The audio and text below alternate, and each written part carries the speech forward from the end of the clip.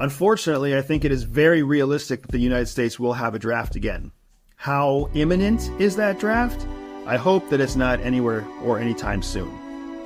Because the draft in the 1970s and 60s was such a disaster, there's no way that a politician will want to implement that again. So what that means is the United States is conflict averse right now.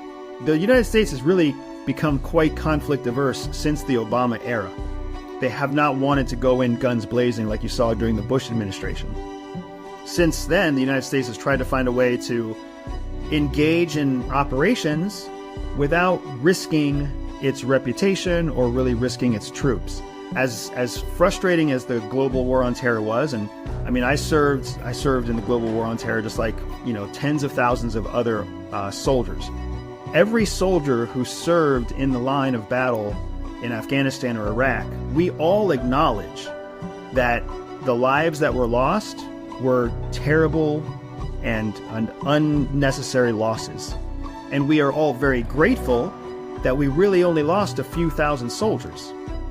Compared to Vietnam, compared to World War II, compared to, most every other major conflict that America's participated in, our total net losses coming out of Iraq and Afghanistan were very small. Not that any life is worth losing, especially not for some ridiculous political effort, right?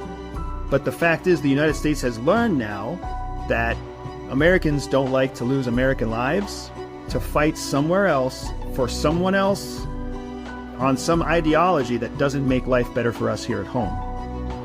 So if the American government was to implement a draft, especially anytime now or in the near future, it would be utter chaos in the United States.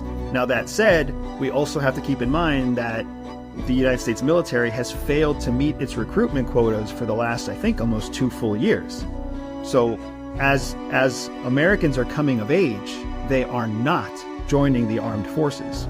They are finding other opportunities, or they are choosing to take no opportunity that has to do with the U.S. military. And I think a big part of that is because people have woken up. The veterans who are now parents have woken up to the reality that if their children join the military service, then their children are just going to be pawns to politicians that nobody agrees with anyways. And your 17 and 18-year-olds who are turning 19 and 20 are realizing that they are more valuable to society as some kind of productive member of society rather than enlisting in the military just to get a college education or to get some kind of technical skill that they could get on their own.